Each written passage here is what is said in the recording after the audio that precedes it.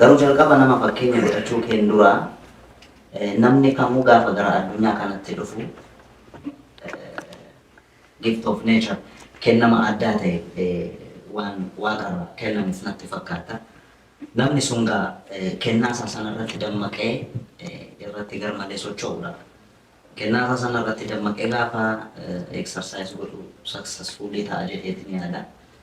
Anis gaa kennamni koo muuziqaa taatee isarratti carraaquun jalqabe.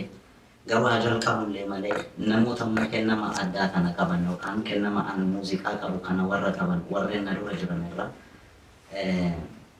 fakkeenya fudhachuun dirqamuma dhalootaa gatii ta'ee fi yeroo baay'ee dubbadheera. Anaaf weellistoota afaan Oromoodhaan sirban hedduu nan dhagaan guddadheesi.